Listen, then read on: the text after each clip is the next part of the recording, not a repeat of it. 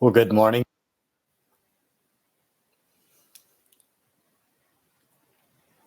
Good morning, and welcome everyone from wherever you may be. I've invited everyone to let me know where you may be from in the chat there. So please do jump in, share where you're from. I am in Greeley, Colorado. So that is in northern Colorado. For those that may not be in the United States, Colorado is centrally located, Rocky Mountain regions. So today's presentation is called Aquaponics in the Coop. And really it's about how thinking outside the soil helps us all be better stewards. And again, my name is Sean Short, and I am the executive director here at a nonprofit called Blooming Health Farms. We use hydroponic fodder and we use it to feed livestock. We have been doing this for a few years now, and it has just taken us by storm. So I thought it'd be a good boilerplate to show you a little bit of the critters that we've worked with and worked around and that we do feed out some of our stuff with. Now, for those of you out there, I've alluded that we are chicken farmers, and I love to ask this joke. Now, I don't normally get to do this virtually, so this is the first time. So forgive me for it being what it is. But what do you think the most asked or most joked about thing is with the chicken farmer, or as a chicken farmer? What do you think might be the number one question I get out there? And I hear this all the time. So many people out there will say, like, Sean, tell me, what comes first, the chicken or the egg? Right? It seems like it's the oldest, silliest joke. Well, I always say the rooster always comes first. So we are working with a lot of different individuals out there. So I want to tell you a real quick story about our first homesteaders that we've been working with.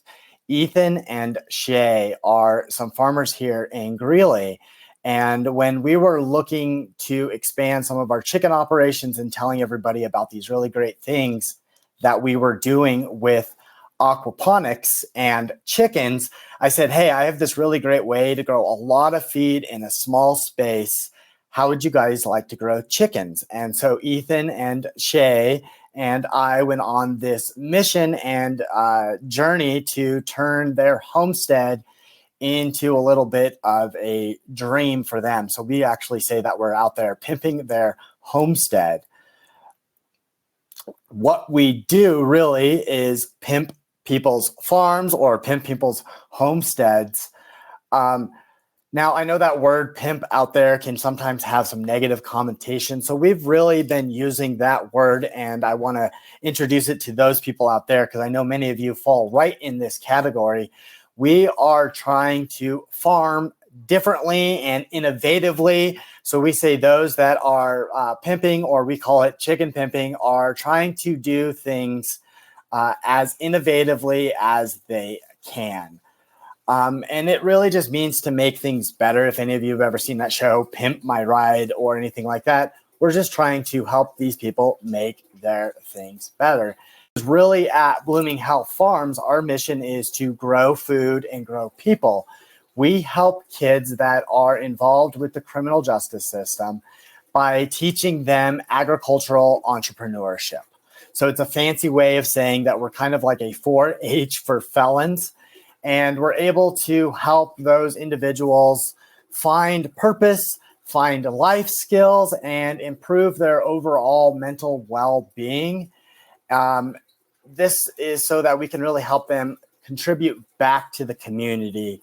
If you're interested in learning more about us, go ahead, pull your phone out, and you can scan that QR code, and it'll go to our homepage. But for those of you that might have your phone up right now, I do have a couple rules. I know we are online, but I know cell phones can be very distracting. So while you got it, pull it up, put on your do not disturb, put it down, put it aside, just so that I can spend as much time with you that you can spend with me. I've got a lot of content, so I might go quick. If you have any questions or anything like that, please do put them in the chat. I will address them all at the end. I'll do a little live Q&A, time permitting. And then, of course, if I need to go offline, I'm more than happy to answer any questions as well. So yeah, let's just go ahead, and I'm going to jump into a little bit about who we are, talk about some aquaponics, and then we'll do a little bit of Q&A at the time for what we can. So we are saving money and time by using aquaponics and combining it with our chicken farm operation. We are an egg laying farm, and those are our eggs. By feeding this combination of really highly nutritious live feed every day and some traditional chicken feed, we get these amazing eggs. And those eggs on the right are both high quality organic eggs. The one on the left, the brown egg, are our eggs from our chickens. And the other one is a like a high quality organic, $9 a dozen on the shelf.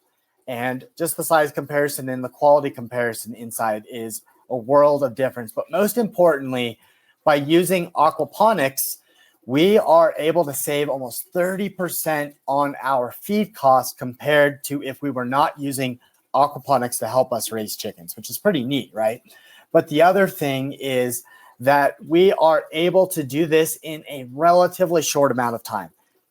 100 chickens in 30 minutes, done.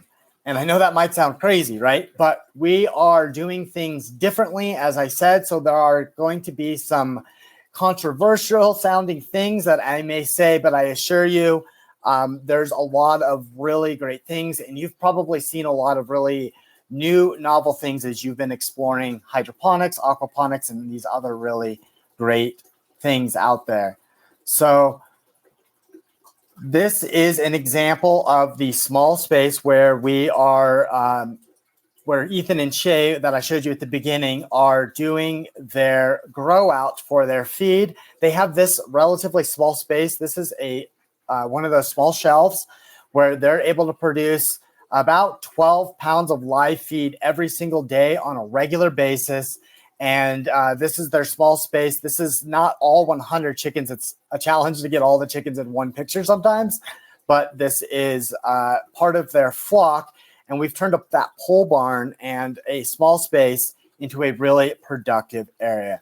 So really today for this presentation, for this conference, my big goal, and for all of us out there, is to really help those farmers who want to save water and be able to grow premium livestock products.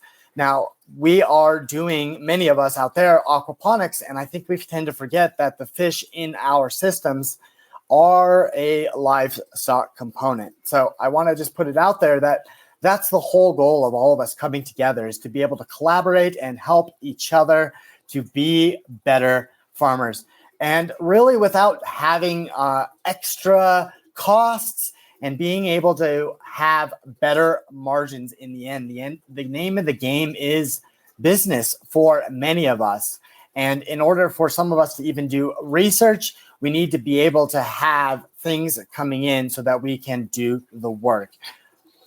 So today I'm going to just cover what we're going to talk about. We're going to talk about how hydroponic chickening saves water, saves land, how the aquaponic chickening that we're doing is also saving the environment, and how aquaponic chickening gives you more bang for your buck.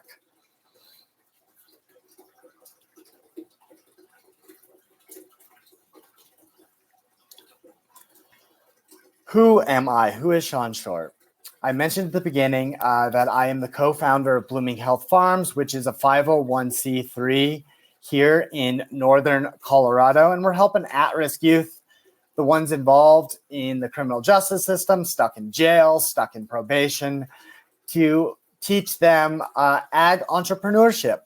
And I have recently published a book called Thinking Outside the Soil, which talks a lot about what I am presenting here today. So you guys are pretty lucky that I'm going to just unpack some of the really neat details, but this book is available on Amazon and the other platforms, also thinkingoutsidethesoil.com.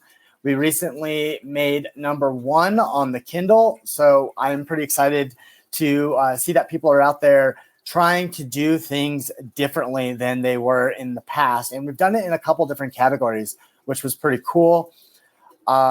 So if you did pull your phone out and you weren't listening to me, there's another QR code there for you to scan. You can check that out on theirs.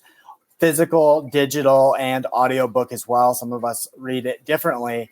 And then there's some articles out in the Fence Post, which is a pretty good agricultural thing that talks a lot about what we're doing. And I am a member of the Wild County Colorado State Extension Advisory Board. So I like to try to give back some of my aquaponic and hydroponic knowledge in a very traditional agricultural place. We have a lot of cows, we have a lot of corn, we have a lot of onions. So hydroponics is not as familiar in our area. And I taught a class, and I teach a class called Hydroponic Fodder for Chickens. And it's a grant-funded class that was funded by Shay, the Western Shay here in Colorado. And we do a little bit of poultry management, biosecurity, and then really dive into how to use the aquaponics and the hydroponics to get really great results from our chickens. So I want to tell you a little bit about myself as well. I originally thought that I wanted to be a Marine when I was young and graduating from school. I didn't know what I wanted to do. So I enlisted in the Marine Corps, hoorah, right? And I thought that was my path. But I had to convince my grandpa, who was in the Army. He was a lieutenant colonel. And fortunately, he gave me a good blessing. And I joined the military, but I was like, I'm going to go have fun off in the mountains before I go sign my life away. So I did this thing called delayed entry and wanted to be a field radio operator. But I headed off to that beautiful place there, Breckenridge, Colorado, for a short amount of time before I was going to go give my life away. I was a ski lift attendant. I just wanted to be a ski bum, wanted to have fun. However, I did not realize that at that time, I had a lot of other challenges. And one of them was that I really liked to drink. I was a young kid who loved alcohol. And later on, it was a huge challenge for me. I've been in and out of a lot of places, but I broke my back because I was trying to steal a keg. And there is a paper in the Summit Daily from 2004 that talks about how I was being dumb, and I was told that I would never walk again and that my life was over. And fortunately for me, some of these things that I'm sharing with you now have really catapulted me to being where I am today.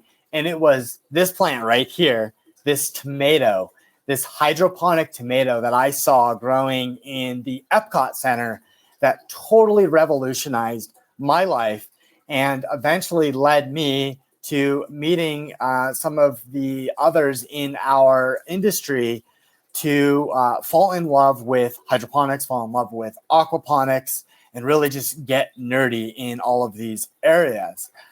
So my call was hydroponics. I wanted to grow more plants like that tomato. So this was my first hydroponic system. And it was, for lack of better words, pretty pitiful. You know, it was something that I was trying to figure out, trying to do. So I took what I could and grew some vegetables and started to grow hydroponic tomatoes. And I eventually said, hey, I got to figure out how to do this better. So I went off to the University of Hawaii to study aquaponics. And yes, that was my view every single day. So I'm really grateful that I got to learn aquaponics in an island setting. And if you get an opportunity, there are other presentations that talk about using aquaponics in the island. So please do, if that touches you, check out those. Some of them will really share some really neat things. Us that lived or learned about aquaponics on the islands got a really unique view of what it means to use this technology in our lives.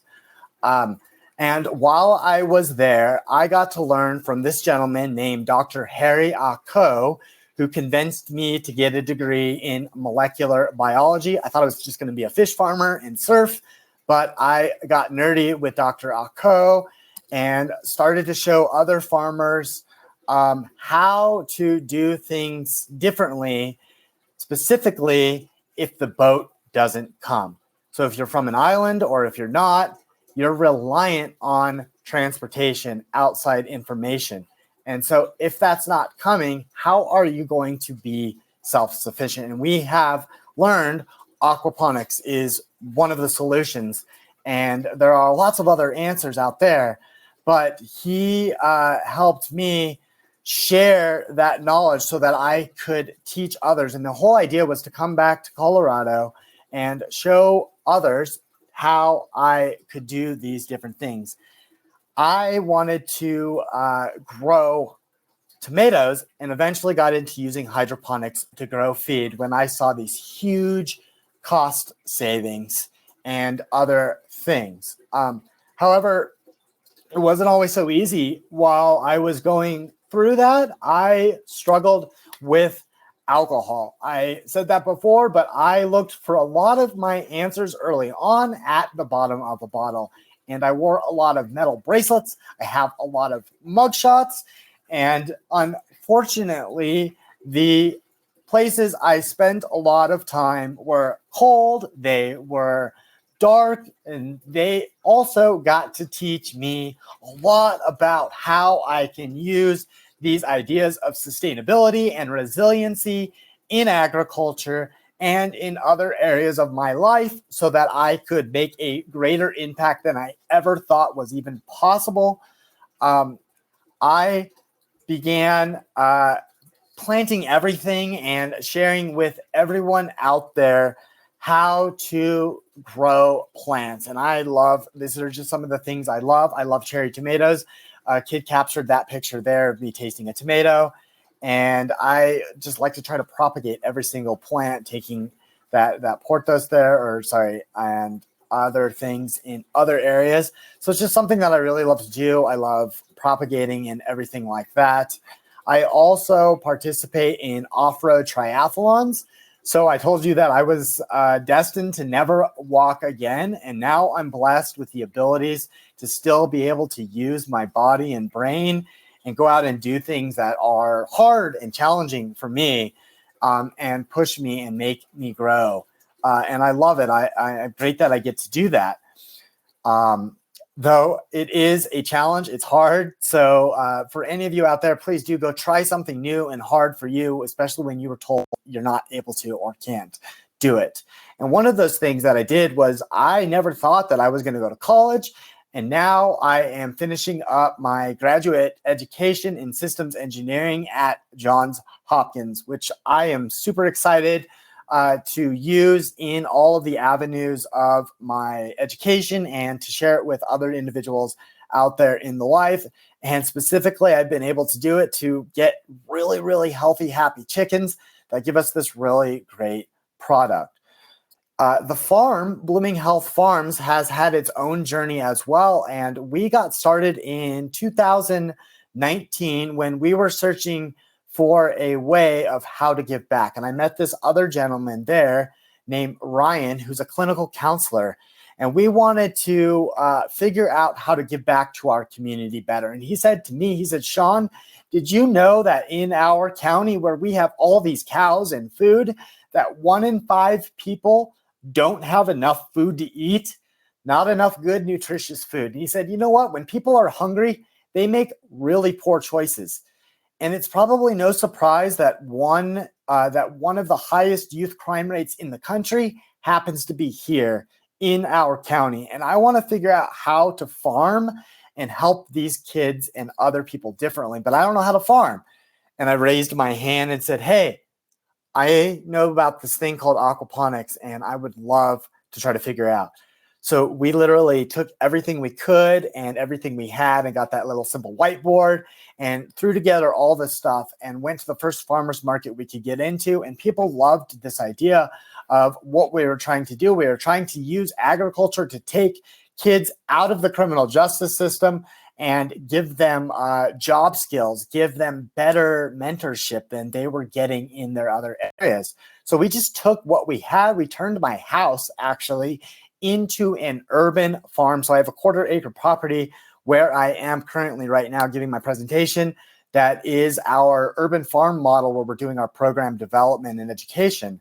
And we've been able to utilize the assistance of some of Ryan's private clients, some of the kids with the school district here, and those that are doing community service for our local court system. We attend farmers markets and other marketing events. We've been able to have blessed with some interns that are not necessarily involved with the criminal justice system.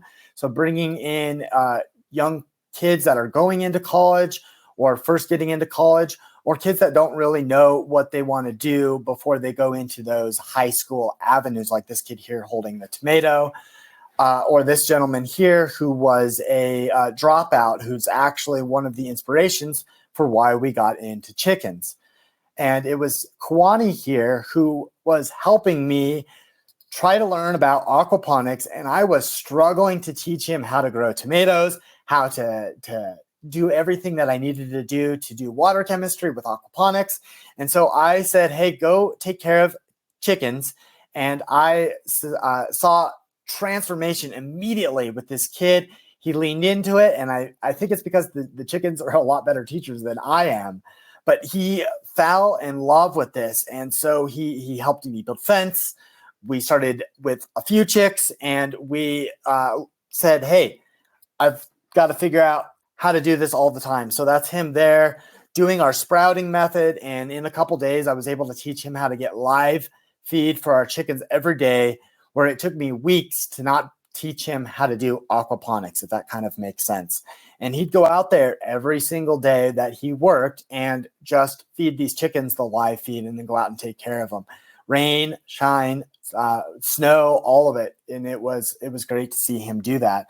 And it really led us into doing more with in integrating our aquaponics operation with chickens. So we now sell a high quality organic chicken feed and make our own blended scratch grain and sprouting mix, which is highly nutritious.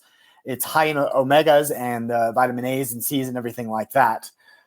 We also do a program where we're able to bring chickens into people's lives.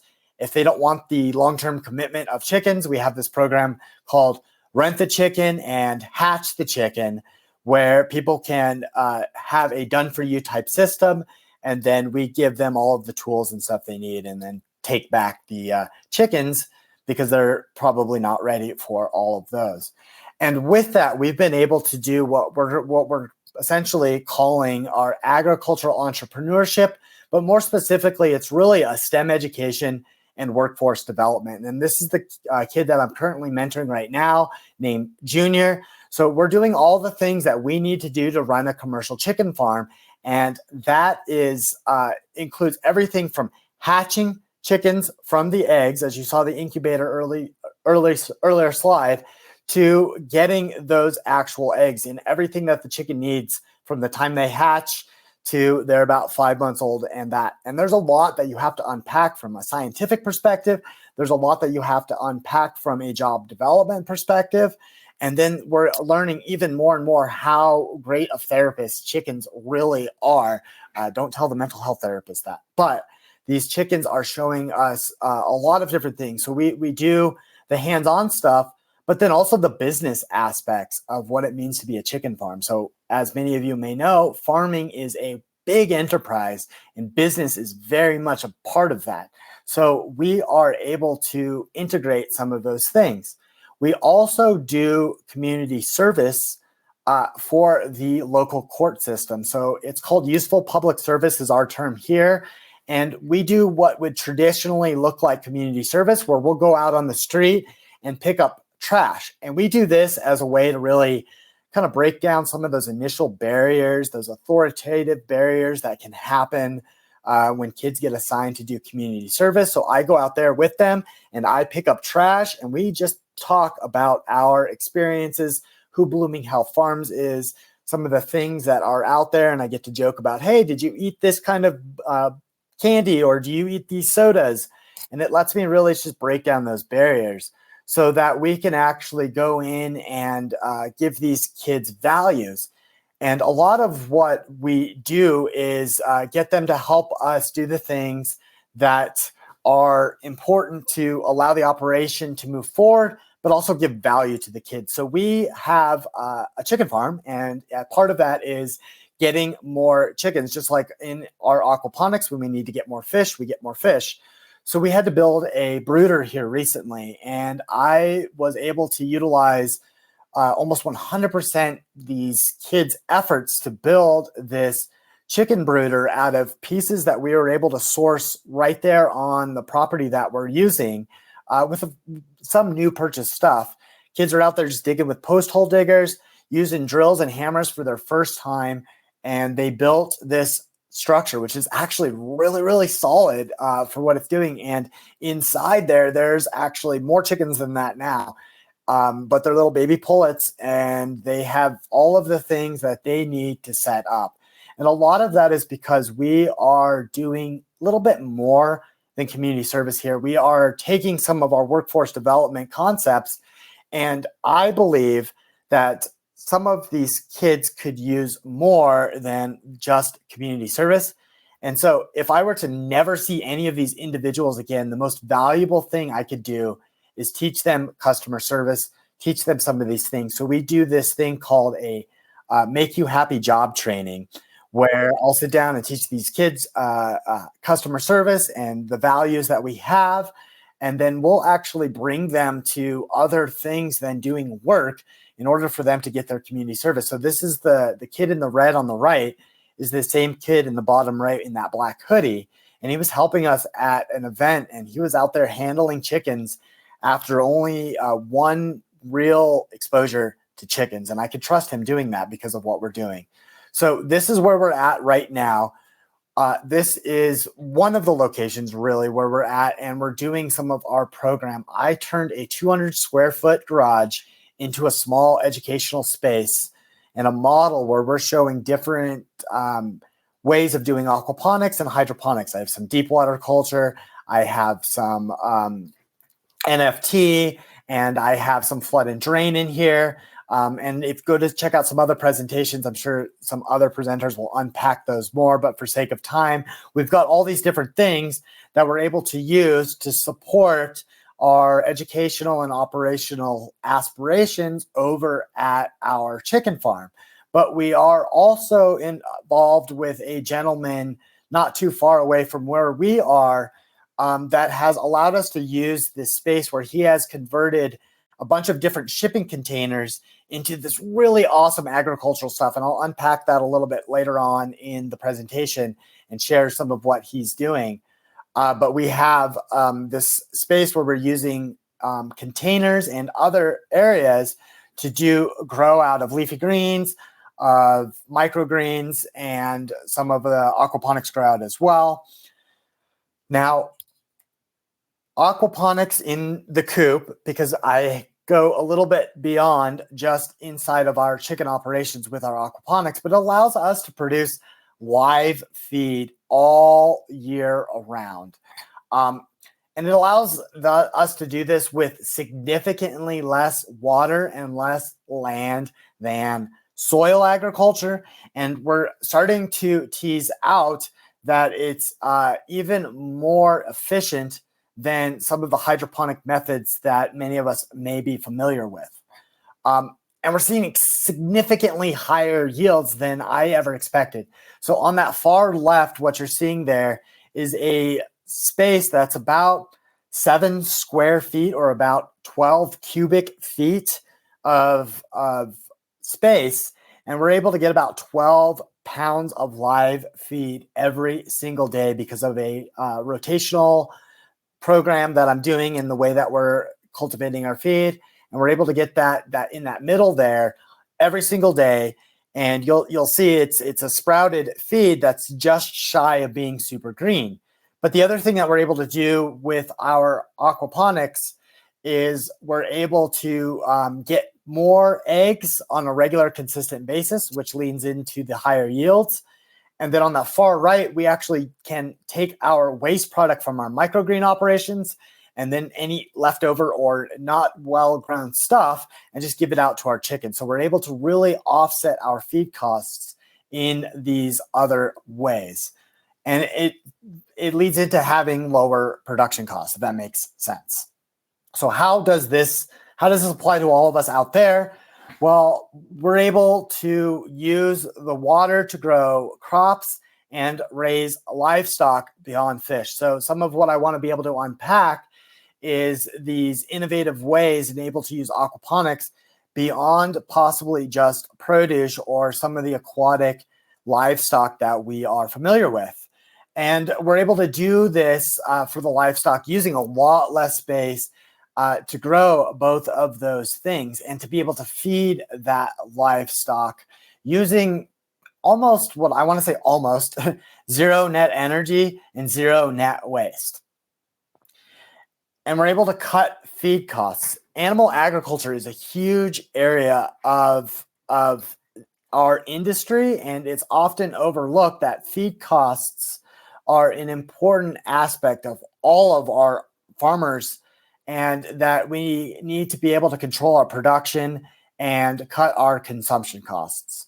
So again, what I want to cover is how this is saving us water, how this is saving the environment, and that aquaponic chickening really gives us more bang for our buck. So I mentioned that I published a book. Now, one of the reasons I published the book was to try to give back to our mission more. I wanted to give back about agricultural entrepreneurship, and I wanted to give back in an area where I was less familiar with that would make a lot of impact. And so that is for us in the United States and here in Colorado, that looks like using and utilizing the resources at Weld County Extension. So just real quick, Extension is a component of many colleges that reaches out to farmers and ranchers and researchers and helps us all get better by sharing information and tools and resources. So I wanted to be able to do that to help farmers save water. Now, like many of you out there, I recognize these amazing aspects of aquaponics, of hydroponics, and I wanted to say, hey, Mr. Soil Farmer, hey, Mr. Cow Farmer, let's use these to get better, if that makes sense. I knew that here in Colorado, drought made all of our farmers have a really, really hard time, but specifically the ones raising animals struggled to get high quality feed, and it hit their bottom line. And many of these farmers, when they can't get proper feed, they end up having to kill a significant amount of their animals. And that just literally breaks my heart because they're going out there and approaching these problems using the same traditional water saving methods that they've always had, but yet lamenting that there's all of these problems. They're using government programs, which we have seen that don't really work. We're improving sprinkler technology, which is only a Band-Aid solution. But again, I knew that hydroponics saves a significant amount of water compared to what these other people were doing. But what I didn't know was how much money, how much time maybe could hydroponics, aquaponics save these farmers and ranchers. And I use the word hydroponics to just kind of come up with a little bit bigger umbrella. So forgive me for that word there. But I also knew that we could grow really, really great plants. So why are we not using these technologies? Why are we not using aquaponics and hydroponics to help the farmers and ranchers in our areas? And what I learned was that agriculture, animal agriculture is hugely important. It contributes a significant amount to our economy, both locally, nationally, and globally. So I also learned that farmers needed solutions and that farmers all over the world are doing it, but no one was talking about it in our area. Not like this, which is why I went out and wrote this book.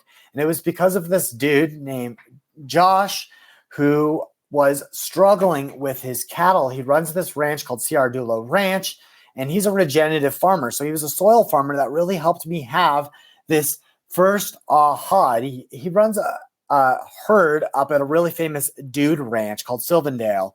And I wanted to share with you, after having this conversation with him, how this is saving water. And specifically, we like to talk about this thing called the water use efficiency.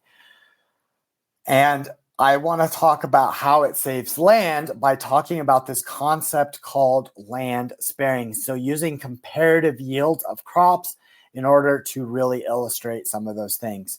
So I've mentioned before, hydroponic and aquaponic systems save a significant amount of water compared to soil agriculture. And so I am seeing that here we're able to grow the same amount of feed for our chickens using 50 gallons, which would take 1,000 gallons of water to get a equivalent amount of feed, which is a lot, right? That is a significant difference on that. And we use this by looking at this by using a ratio, which we're calling the water use efficiency, or how much water does it take to grow a certain weight of crop. So here in the United States, we tend to use how many gallons per pound, or we do liters per kilograms internationally. And these numbers here are just ratios for you to see this. But as an example, we use 40 units of water when we're growing barley in the soil. And when we're doing it here aquaponically, we're using 2 units of water. When we're doing clover, 40 units of water in the soil versus 2 units in the aquaponics. I don't have good data yet for corn. And cowpea, which is really popular now for no-till agriculture, 100 units of soil water compared to 2 units of aquaponics water. And then sunflower, it's about 40. I don't have that completely nailed down yet, but to 1 unit of water, which is significant, right? This is a system here by a company called Fodder Tech. They're able to grow a significant amount of feed in this space. So they're using 200 gallons of water to grow a ton of feed on a daily basis. Yeah, on a daily basis. So there's a cycle and a circulation in there that allows them to do that. No chemical fertilizers, all recirculated, recycled water. Pretty cool, right? So I like to say that hydroponics is our hero. I grew up with Captain Planet in my life, so a little bit of fun things for us. But just to show a specific aspect of this here, to unpack it. Now, this is something that many of us may have heard of and some of us may not have, but I'm featuring part of an aquaponics system, which would be considered a decoupled aspect of a hydroponic system in a vertical setup. So this is a vertical part of our aquaponics system in that Wyoming farm. And the point of me showing you this is that it's modular and that we are using almost 3,000 square feet of space on 500 square feet of a footprint. So a significant amount of grow out space on a small footprint. And being modular, meaning we can move it to different areas and adapt it for our certain areas. And again, it's not using any fertilizer. So this machine specifically right there can produce 750 pounds of dry matter, meaning it was live feed and then they dried it. So it's significantly more live feed than 750 pounds of forage. So again, this is just another view of this system here to just give you a little bit perspective. It's a larger system and it can give you a kind of an idea of how big these systems are. That one can do almost twice as much. And when you put a bunch of these systems together, on the right, you can see the illustration. This unit, 12 of these units rather, are able to replace 500 acres of heavy equipment and irrigation for a dairy or beef operation. And that's what they are targeting these types of systems for. And we've been able to really start to get ourselves in to illustrate how the aquaponics integrates into this, which I'm going to talk to you on the next few slides here.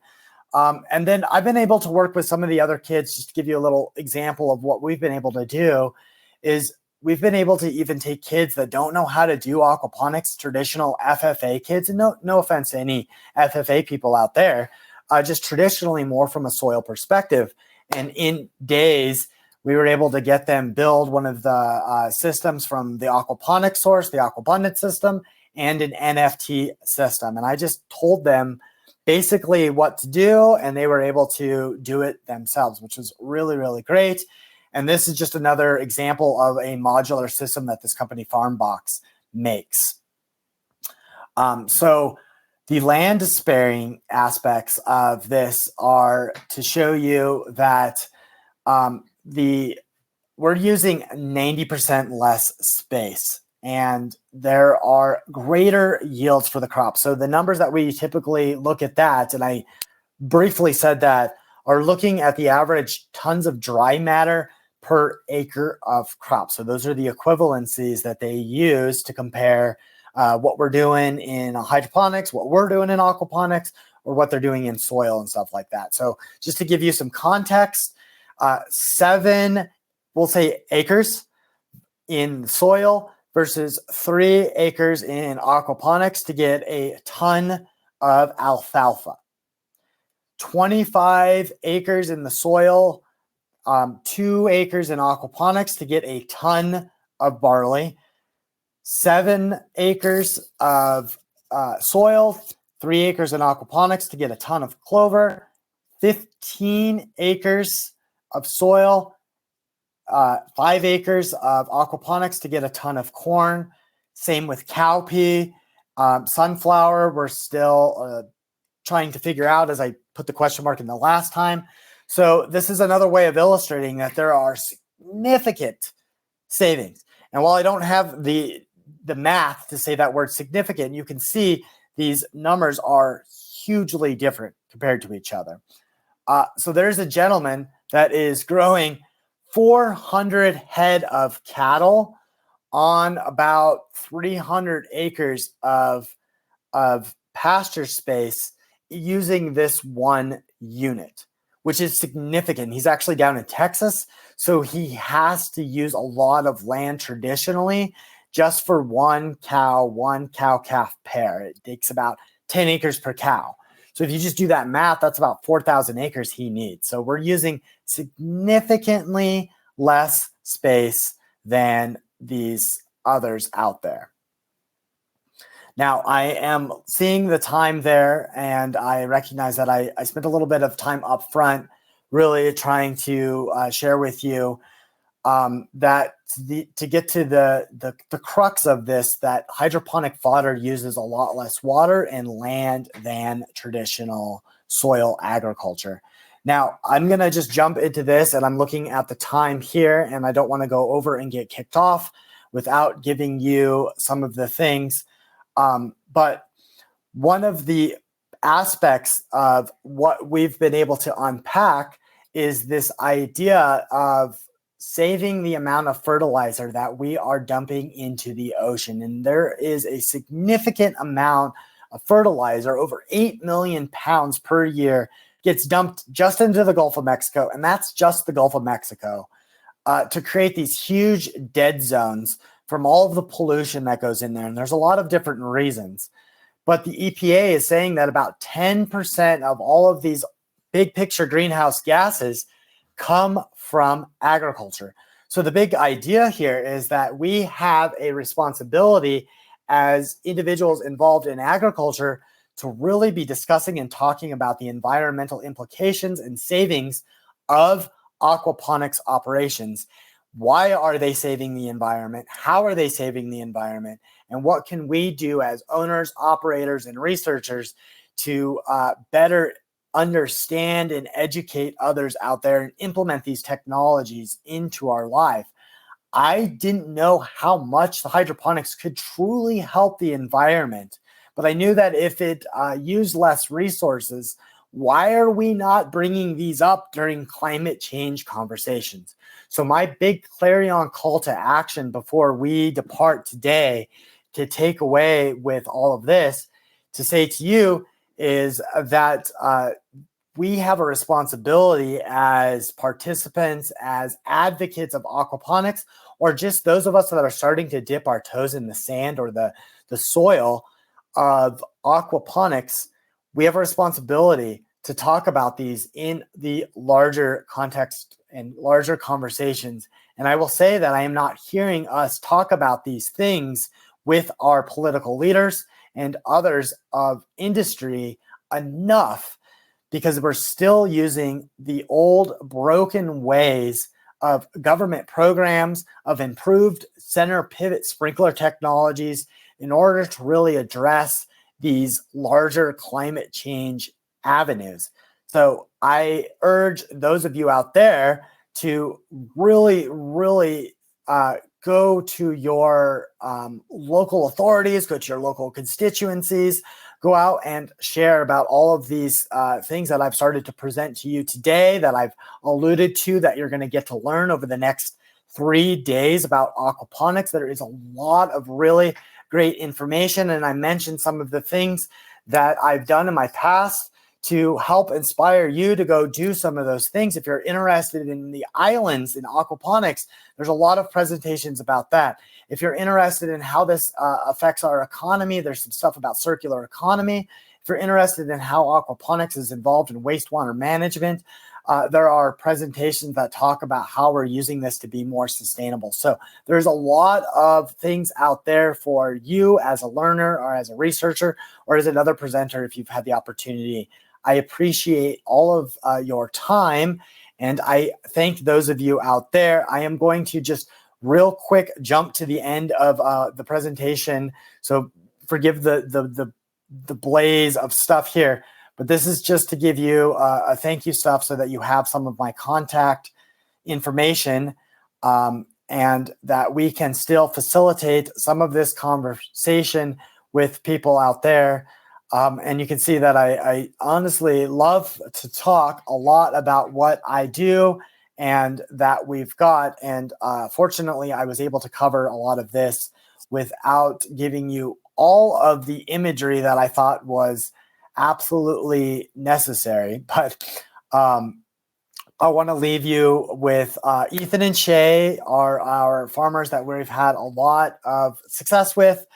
And we are just tickled to be able to help them because we're able to really see families grow, like this little girl here who never touched a chicken in her life has actually taught me how to be a better chicken handler than I could ever imagine, because we've gone out and had conversations about how we're using aquaponics in these really, really interesting and weird ways. So again, thank you again for listening to how we are using aquaponics in the coop, but specifically how it's allowing us to think outside the soil so that we can become better stewards of our community, of our environment, and of others out there in our aquaponics world, so that we can be the best stewards that we can be. So thank you again. I know that we don't have much time and there are other presenters out there that you may want to go to see. However, I will stay for as long as we can, as long as the room will let me stay live. I will sit here and answer any questions.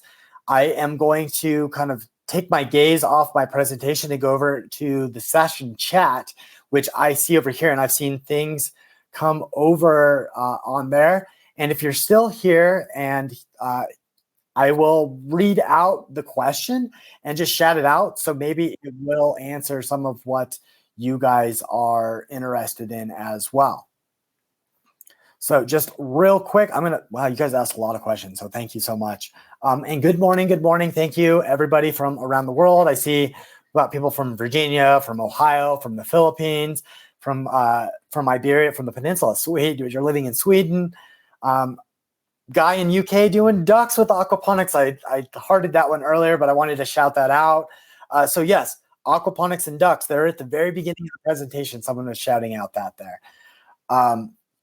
So let's go in. I saw a couple questions, and I want to just address that with this.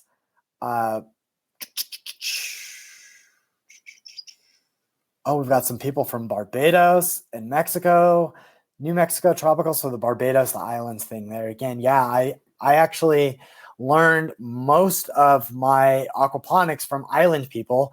I learned extensively from the work of James Ricosi, so the Virgin Island work, and then out in at the University of Hawaii. So let's see, a couple questions.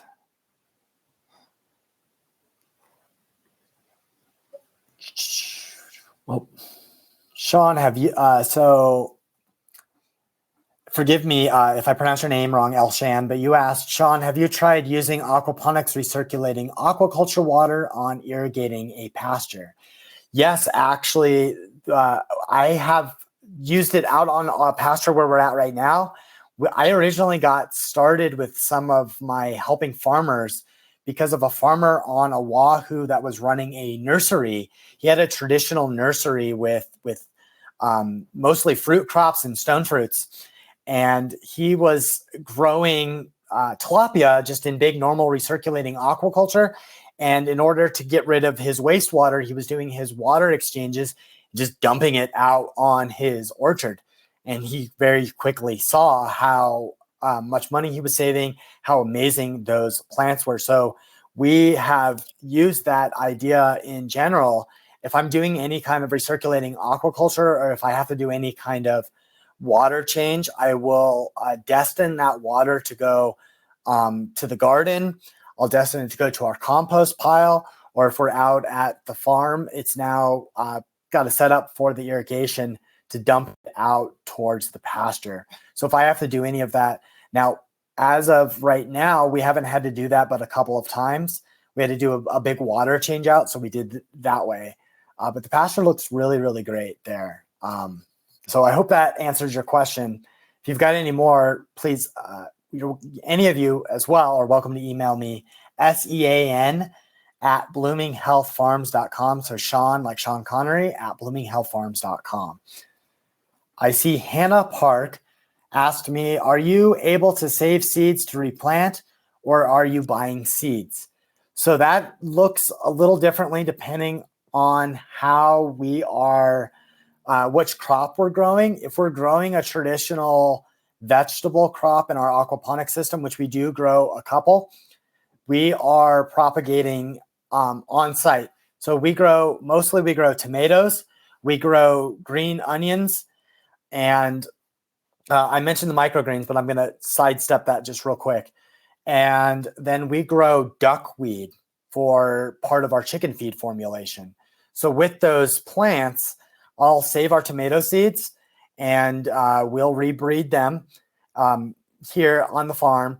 With the onion seeds, I'll let a portion of our onion seed go to seed, and then we'll save seed for those onions. And then for the duckweed, it's actually one of the fastest flowering plants. And so we just harvest a percentage of it and keep a certain percentage of the duckweed in the system so that I can just repropagate on a regular basis, if that makes sense. Now, for the microgreens and for the things that we use for our chickens for the fodder, yes, we actually go out and source those specifically. I go out and source organic grains and seeds to do our feed formulation. And one of the reasons that I do that is that we are currently right now on a small scale, and we don't produce any of our own seeds and scale or anything like that, as you can imagine. So one thing that I didn't really get to touch on because I overtalked and talked too much was this this idea of being able to use vertical systems to grow out seeds, to do seed production in aquaponics and in other areas on mass scale rather than relying on soil agriculture. Because one of the challenges I saw in Hawaii and elsewhere is that no matter what, no matter who we are, no matter how much we want to talk about aquaponics as a solution, as this amazing thing, we're completely reliant on the seed man at the end of the day. And if the seed man is the guy controlling, the thing right now, the only way, and I say only because I may be unfamiliar, so challenge me or tell me I'm wrong, but we're limited by the fact that the soil producers are producing all of our seeds. So I'd like to see an aquaponic operator, a hydroponic operator, or whatever the label may be. I'd like to see us shift our seed production indoors or under lights or in controlled environmental agriculture. So now, as far as how much carbon, Hannah asked another question, how much carbon is locked away by this method compared to crop rotation? I have a couple research papers where I can show you the actual carbon sequestration potential. I do not have that data memorized off the top of my head, and I don't want to do an injustice for that. But essentially, they're basically able to say that you're able to spare about 100 acres of land per acre of hydroponics farms, about what we're seeing on that. And again, I'm using the vague terms, but Hannah, if you want to email me and open up that email chain, anybody else as well, and I can start sharing some of those research papers that I've got. And also for any of you that are interested in thinking outside the soil, I've put in the back here almost all, actually every single research article that I read, top level research articles that I read, are in this book for us to be able to explore and have those conversations.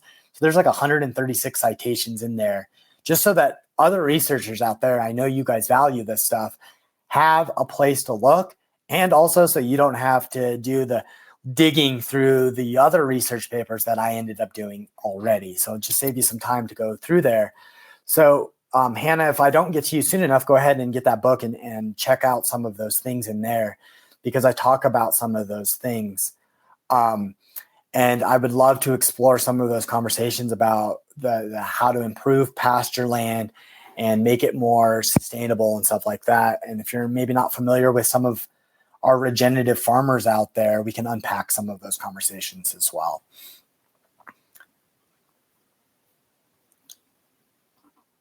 Now I see Jim asked me a little bit after the presentation, have I ever tried a duckweed? So I think I may have answered that already by saying that we do grow duckweed, and we are cultivating a few different species of duckweed and the duckweed moss, that floating fern. And I'm actually doing some selective breeding of duckweed. Now, one thing that we do with our aquaponics system and our operation, and I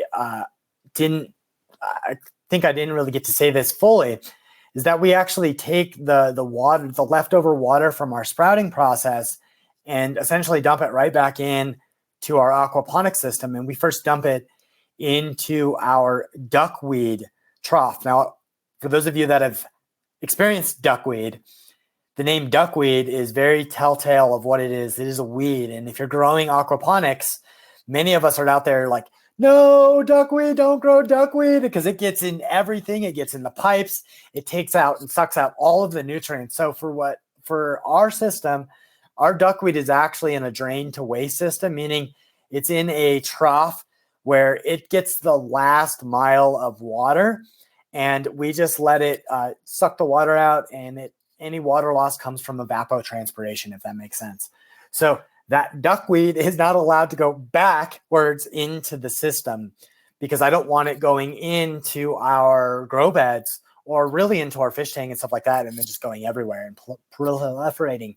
But we'll go selectively harvest it and then partially dry it out and then add it to our sprouting mix on a routine basis right now. It's a supplement. So we use hydroponic fodder for our main feed, and then we use conventional organic feed and some other supplementation, almost in like a buffet style. We have some different feeders out there where the chickens get to do this stuff.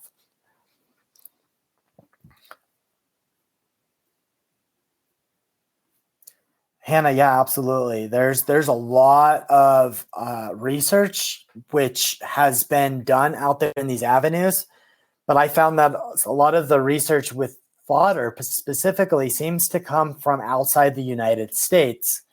And for right, wrong, or indifferently, sometimes academia overlooks non first world country research as being, having a certain amount of weight. And so one of the other reasons for putting 136 citations in there is to kind of show like there's people all over the world with really great minds and teams doing really great work.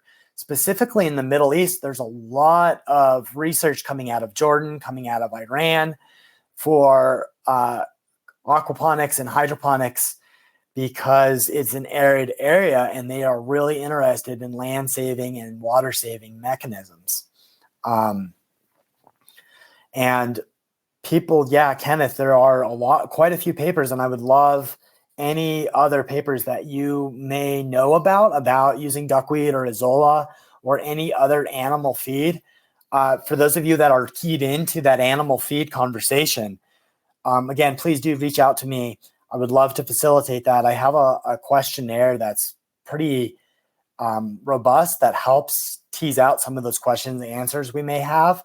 But the other thing is there are a few companies out there that are really starting to get into this even more so. And one of them that I think is fascinating that's using duckweed is a company called Phyto, Fyto. And they are in Silicon Valley, using duckweed, Azolla, and a proprietary blend of things that they've selected for, and mostly feeding dairy cattle. And the cattlemen and the dairy farmers are like getting some of the best milk they've ever seen in their life. So the milk fat and the composition of those amino acids in the duckweed are so amazing. And yeah, they're seeing a lot of that. I've seen Jim out there, for those of you that may just be watching, and then I'm gonna jump back to what Hannah said there too, because that's good. So Jim said that he's been feeding wet duckweed to his chickens as part of the birds allotment, or what they're getting on a regular basis. And his birds will pick out the duckweed before they even will go drink water. And I'm seeing the same thing. So it's funny you say that, Jim. We have been feeding sprouts and these different the duckweed combinations for almost 2 years now, and it's cool. I love hearing that people like you've been doing it a lot longer. So it's even neater to hear that while it's not a huge aha from the industry perspective, more of us need to talk about it, or no one will know about it. And we see the same thing. Like as soon as we go out there with our sprouts or our hydroponic and aquaponic feeds, our chickens abandon the old traditional stuff, and it's really good stuff. We buy like some of the highest quality organic chicken kibble and ground milled feed out there, and the chickens love it. But as soon as we go out there, they abandon it, and we have since been calling what we make chicken crack, because the chickens abandon it immediately. And we love that word, chicken crack. Just like I use the word pimp, or we're pimping homesteads, we use those words because I do find myself more and more getting involved with kids in the criminal justice system. So using some of the language that they're familiar with and then quickly reframing it allows us to get really, really great engagement. So we call this our chicken crack, because the chickens are literally addicted to it. Hannah mentioned too that she has 2 systems. So this might be really applicable to those of us that are still here. Hannah has 2 systems, a temperate and a tropical one. And her water goes into the temperate one first, and then and then that water is used for water changes in the second system. So she's asking in the bigger picture if she's able to use duckweed. Would she put duckweed in the first one, or would she put duckweed in the second one? So without really diagnosing it specifically, it sounds like what you would do is you would put it into the second one. Now, I mentioned that my duckweed doesn't drain to waste, and now Jim might also have some really good solutions since he's been doing it for a long time as well. So Jim, please jump in, and then I do got to get on to the next event here in a minute. So I will have to end it with any things there. I saw one more thing pop in from Jerry there, and I want to just share that with you guys there. But Hannah, again, take a look at where the end of your system is and whatever the drain to waste and stuff like that. And put the duckweed in the most downstream system where you're less likely to get the recirculation back through the entirety of your system. So something that might be decoupled, or possibly create a decoupled system where you can just do some of that water overflow and stuff like that into the duckweed system, if that makes sense. Jerry wanted to share with us that he lives in a tropical agriculture. And I believe, Jerry is from Manila. So Jerry's in the Philippines. So in his tropical climate, and I got to see this in Hawaii too, that they're able to produce a lot of duckweed. And so again, that would probably be one of the biggest takeaways for this duckweed portion of our FAQ, is that if you live in a temperate or warm or tropical climate and are not growing duckweed, you may consider the avenues that duckweed could offer beyond just being a problem plant in an aquaponics system. So maybe you are in a small space and you want to grow duckweed. I bet you there's a neighbor down the street or somebody next door growing backyard chickens. Perhaps you're able to offer them something in exchange. Eggs for duckweed.